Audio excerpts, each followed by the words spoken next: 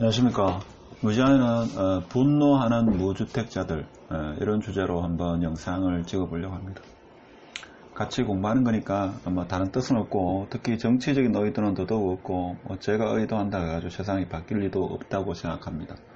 그래서 분노하는 무주택자가 있는 그런 반면에 정부도 상당히 좀 딜레마에 빠졌다. 표면적으로는 집값을 반드시 잡겠다 이렇게 하지만 본인들도 쉽지 않다는 것을 알고 있을 겁니다. 그래서 현 정부의 어떻게 보면 가장 큰 지지 기반인 서민 무주택자분들이 물론 일부이긴 합니다만은 지금 이제 그동안의 정부 정책에 상당히 불신을 갖기 시작했다 하는 게 이제 신문 기사 내용인데, 물론 일부이긴 합니다만 이분들이 전국적으로 있죠, 들불처럼 이렇게 번지게 된다면 상당히 정부로서도 상당히 난감하겠죠. 물론 지금도 난감할 겁니다만 이것은 난감한 상황을 떠나가지고 4월 시장 선거라든지 연말 대선에도 상당한 영향을 미칠 거다라는 것은 소시민인 저도 그렇게 느끼고 여러분도 적지 않게 그렇게 느낄 거라 생각이 듭니다. 그래서 일간 전국 규모이긴 합니다만 메이저 신문이라고 볼 수는 없고 전국 규모의 그 일부 신문에 이런 기사 났죠.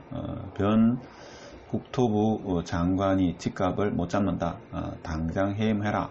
그래서 거리로 뛰쳐나온 무주택자들 이렇게 있습니다. 물론 기사 내용을 선정적인 그런 아이콘으로 하긴 했습니다만 일부겠죠. 그래서 무주택자들도 구성된 네이버 카페 집값 정상화 시민운동이라는 데가 있나 봅니다. 물론 일부겠죠. 그래서 18일 오후 청와대에서 이런 내용의 변창흠 국토부 장관 해임 기자회견을 진행했다 하는 겁니다. 자, 이것이 일부이긴 합니다만은 물론 이것이 일단 이런 기사가 나왔으니까 그러니까 행동하는 아주 극소수의 일부가 있다 하는 겁니다. 그래서 집값 정상화 시민운동은 앞서 전날인 17일 보도 자료를 내고서 각종 개발 특혜로 채워진 2월 4일 대책을 발표했다 하는 겁니다. 그래서 이 내용에서 무주택자분, 즉 집값 정상화 시민행동에서 주장하는 것은 2월 4일 대책의 본질은 재건축, 재개발 지역에 집 가진 사람에게 10에서 30%의 이익을 추가로 얹어주겠다 하는 겁니다. 그래서 이것은 서민이나 무주택자를 위한 게 아니다. 그래서 최초 이 정부가 들어서고 나서 아파트값, 부동산을 반드시 잡겠다는 그런 의지를 믿고 지금까지 기다려왔던 무주택자들에게는 엄청난 분노와 좌절감, 실망감을 안겨주기 때문에 이렇게 지금 이야기하는 거죠. 그래서 재건축 초과이익 환수제도 2년 거주를 하게 되면 면제하겠다는 것은 터무니없는 것이다 라고 2월 4일 대책은 재건축 소유주들에게 러브콜을 날렸다라는 게 이분들의 주장입니다. 그래서 물론 이것이 메이저 신문은 아니고 전국지 신문입니다만 일단 기사로 났다는 것은 시사하는 바가 적진 않다 이렇게 볼 수 있겠죠.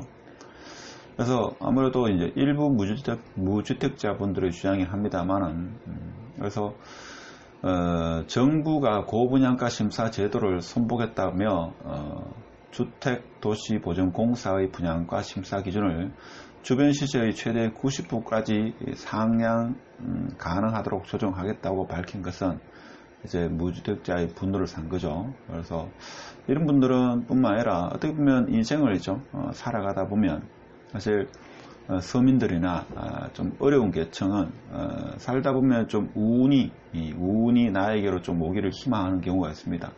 그것이 대한민국에서는 아파트 당첨으로 이렇게 이어진다는 것은 오랜 경험을 통해서 우리는 학습을 했습니다. 그래서 이런 분들은 근로소득이나 어떤 열심히 일한다고 해가지고 이렇게 큰 부가 형성되지 않는다는 것을 이렇게 예시되신 분은 조금은 깨달았다 이거죠. 그래서 주위에서 보니까 아파트 당첨돼가지고 좀 부를 이뤘다 이런 이야기를 많이 듣고 본인도 한 가닥 희망이 있었다 이거. 그런데 그 희망이 지금 사라졌다 이거죠. 그래서 무주택 국민의 한 가닥 희망, 분양이라고 받아보자라는 그 희망마저 철저히 짓밟은 결정이라고 비판을 한 겁니다. 여러분 생각 어떻습니까?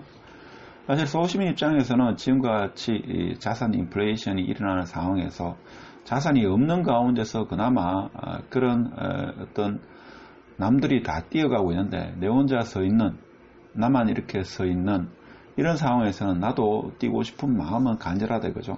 근데 아무런 자산이 없는 상태에서는 내가 할 수 있는 길이 거의 없죠. 그런 상태에서 이분들이 할 수 있는 것은 청약을 넣어보는 거. 그러니까 전 국민이 뭡니까? 청약 통장이 없는 사람이 없을 정도로 청약, 직장인의 첫 번째가 청약을 넣는 겁니다. 그렇죠.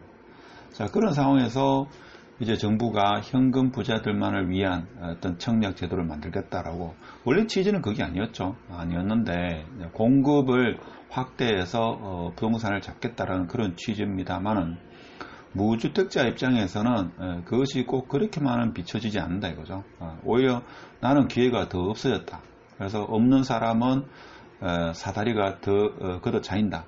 그래서 좀 중산층으로 진입할 수 있는 그런 기회조차도 이제는 나에게 주어지지 않는다라고 이 서민이나 무주택자분들이 충분히 그렇게 생각할 수 있는 여지는 있는 겁니다. 그렇죠. 또 실제 그렇다고 전문가들도 이야기를 많이 하죠.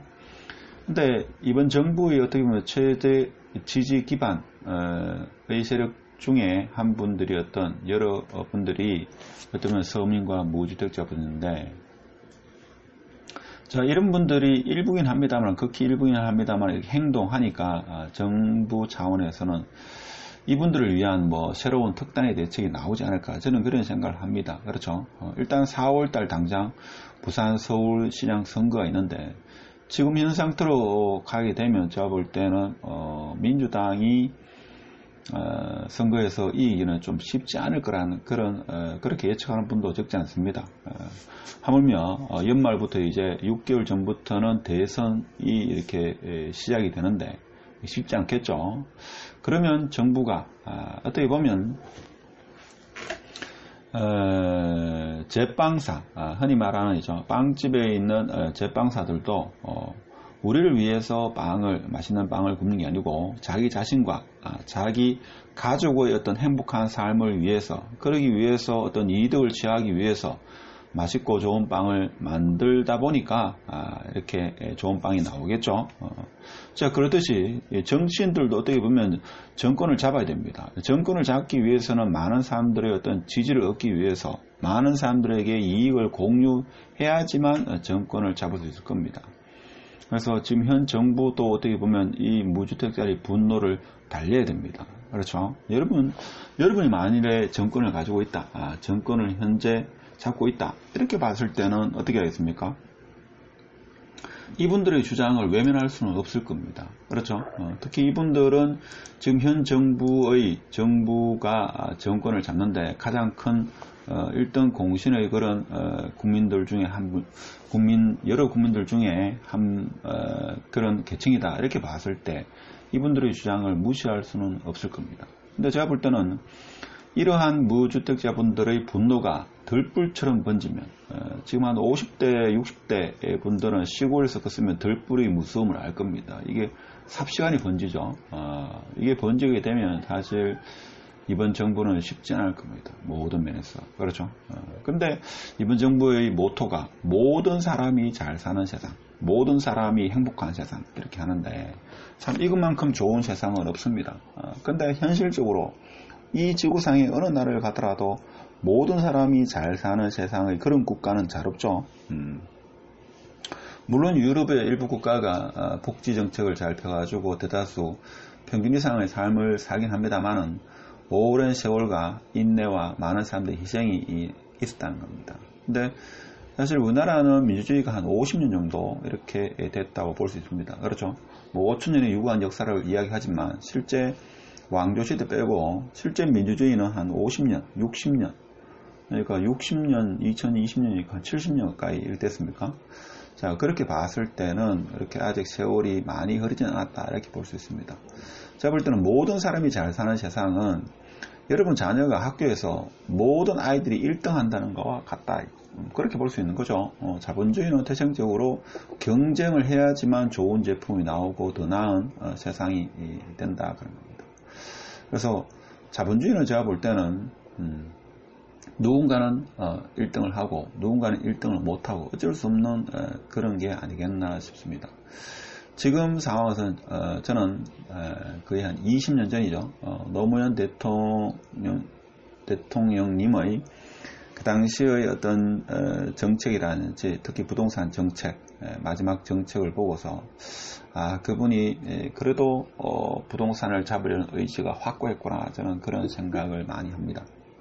20년 전에 저는 그때 부동산 정책을 아주 그 영화의 필름처럼 했죠. 제 머릿속에 각인되어 있기 때문에 저희 지인들 물어보면 이렇게 이야기합니다. 부동산 누군가는 피를 봐야 된다. 그래야지만 이 부동산이 잡힌다, 이런 이야기를 합니다. 저도 상당 부분 공감을 합니다. 오늘 무주택자분의 그 어떤 행동하는 분노, 뭐 극히 일부긴 합니다만 과연 이것이 들불처럼 번진다고 하면 이번 정부도 새로운 정책, 이분들의 어떤 분노를 불식시키기 위해서 새로운 정책이 나오지 않을까, 그런 생각을 합니다. 여러분 생각에는 어떤 정책이 나오겠습니까? 이분들도 충분히 청약을 넣을 수 있는 그런 어떤 정책이 나와야 되겠죠. 제가 추측할 수 있겠습니다만 굳이 말씀을 드리지 않겠습니다. 여러분도 감은 있으실 겁니다. 일단 모쪼록 정부가 좀 부동산을 잡았으면 하는 마음이 있긴 합니다만 이것이 원래 취지대로 시장에 또 맡길 수는 없을 겁니다. 그러면 그동안의 모든 잘못을 또 인정하는 그런 결과라고 또 볼 수 있기 때문에 하여튼 좀 무주택자분들을 위한 그런 새로운 정책이 나오지 않을까, 그런 생각이 들죠. 자, 그렇게 나오면 또 다른 부작용이 또 있을 겁니다. 하여튼 쉽지 않은 부동산 시장, 이렇게 공부하다 보면 있죠. 여러분 스스로 판단하고 좀 더 이 부동산 시장을 보는 안목이 키워지지 않겠나, 자, 그런 생각에서 오늘 영상을 한번 찍어봤습니다. 자, 오늘도 시청해주셔서 감사드리고 마치도록 하겠습니다. 감사합니다.